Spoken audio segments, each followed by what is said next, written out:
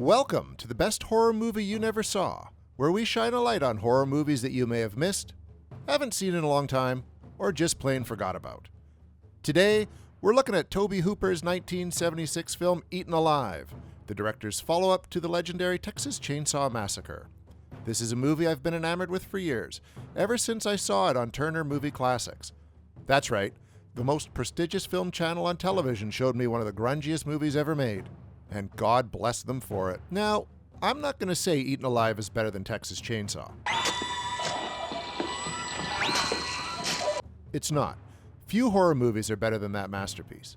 But in terms of pure grime, pure madness, pure nightmarishness, Eaten Alive can just about stand shoulder to shoulder with its predecessor. If you looked in the dictionary at the word grindhouse, you would almost certainly see a picture of Eaten Alive's morbid protagonist Judd and his trusty pet crocodile. More on them in a bit. Like Chainsaw, this is a movie that wants to make its audience as uncomfortable as possible, where the madness and desperation of its characters are way more unnerving than some gratuitous gore splashed across the screen. Once you enter this world, you'll be eager to get out of it as quickly as possible. And of course, that's a compliment. The film was shot entirely on a soundstage in LA, and jumping off of that, Hooper intentionally wanted to make the movie have a surreal, fantastical atmosphere. They shot at Rayleigh Studios, where films like Sunset Boulevard, Roger Corman's The Pit and the Pendulum, and Whatever Happened to Baby Jane were made. And though he reportedly feuded with the producers during the shoot, even leaving the film at one point, there's no doubt Hooper ultimately crafted a rotten fairy tale that will appeal to horror lovers of all stripes. The movie had several titles, including Death Trap, Horror Hotel, Swamp Beast, among many others. But Eaten Alive is the one that stuck, and indeed, it's an apt title, as several people are eaten by the ravenous crocodile in Judd's swamp.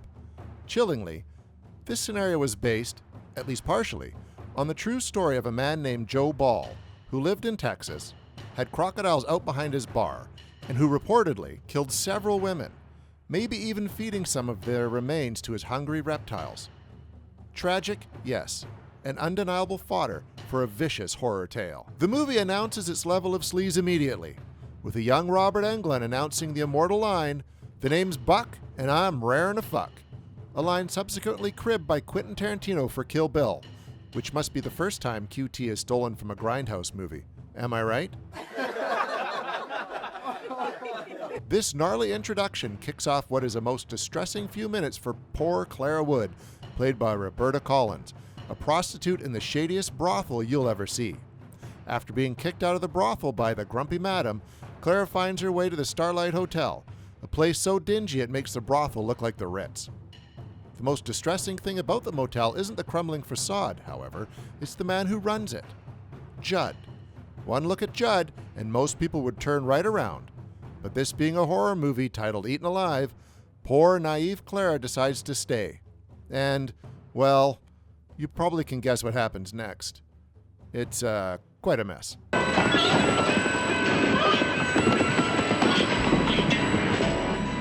The film goes on to play like a seedy, southern fried version of Psycho, with Judd, our motel managing madman, and Mel Ferrer and Christian Sinclair as the folks who suspect he had something to do with the disappearance of a young woman close to them.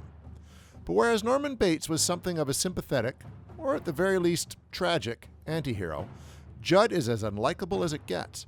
Think I don't know. It's not to say you don't love to hate him. Thanks to Neville Brand's unhinged performance, Judd is a downright hoot to watch as he screams, snarls, and mumbles his way through the movie. Sometimes you might wonder, what the hell is this guy talking about? What you gotta do? Guess what? You probably don't want to know. Another highlight is the atmospheric cinematography. Whereas Chainsaw has a sun-baked you-are-there realism to help heighten the horror, Eaten Alive opts for a surreal, giallo-esque aura. The exteriors of the motel are clearly shot on a soundstage, yet that doesn't detract from the film's eerie touch. In fact, the ugly vibe is enhanced by it. You could say that sometimes looking at the Starlight Hotel, which is usually cloaked in an ominous red fog, is like looking at hell itself, with Judd its demonic caretaker. The production design aids in this haunting feeling as well, making the motel as unwelcoming and dilapidated as possible. Meanwhile, The score by Hooper and Wayne Bell is thoroughly disorienting and upsetting. It's clear the director is using every weapon in his arsenal to weird you out, and he's almost entirely successful.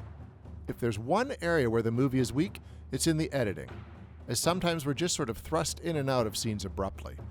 But again, this only adds to the low-budget charm, for lack of a better word, of the picture. You might be surprised to learn that this wasn't a Tobe Hooper original. Hooper was hired by producer Marty Russman to film a pre-existing script and moved from Austin to LA as a gun for hire. Once attached, Hooper and his Chainsaw co-writer Kim Henkel reportedly wrote many different drafts of the screenplay, and it would be very interesting to know just how much the film evolved from its original incarnation, which was meant to be a Jaws ripoff starring a crocodile. Clearly, that initial concept changed considerably with Hooper and Henkel bringing their special brand of insanity to the proceedings and a myriad of bizarre characters to the forefront. While none of the supporting characters are incredibly well fleshed out, they all have enough weird quirks and idiosyncrasies to ensure they're not easily forgotten. It helps that Hooper has filled the movie with several past and future recognizable character actors. In addition to Brandon Englund, we have Texas Chainsaw's Marilyn Burns and Phantom of the Paradise's William Finley as a most unusual couple. Kyle Richards, who would go on to play Lindsay in Halloween and much later become a Real Housewife of Beverly Hills. Carol Jones, best known as Morticia Addams in The Addams Family. Hollywood icon Mel Ferrer, who was for a long time best known as Audrey Hepburn's husband, and Stuart Whitman, who had almost 200 acting credits when he died. This is B-movie royalty, folks, but everyone and everything is eaten alive, you might say, by Brand's wild and wacky turn as Judd. Brand, a World War II vet, was in tons of movies in the 50s and 60s, usually playing a tough guy in plenty of his 100-plus credits, but he waited until he was 55 to deliver his most ferocious performance ever. Once you meet Judd, you'll likely never feel clean again. Hooper makes us sit with Judd for long periods of time, allowing us to get fully invested in his insanity. Like the best performances of this type, you truly believe you're watching a maniac in his natural habitat. Evidently, Brand stayed in character off camera, which is as scary as it gets. Eaten Alive is, well, alive with maniacal doings. While Judd is certainly the most fearsome person in the film, Hooper has populated it with a bunch of weirdos who inhabit very troubling sequences. Easily the most bizarre supporting characters are Faye and Roy, played by Marilyn Burns and William Finley, respectively. We don't spend all that much time with these folks, but we get the idea rather quickly that they have an unconventional relationship, to say the least. I mean, mere minutes after their daughter's cute dog is eaten by the croc, Roy is squealing and barking in their room.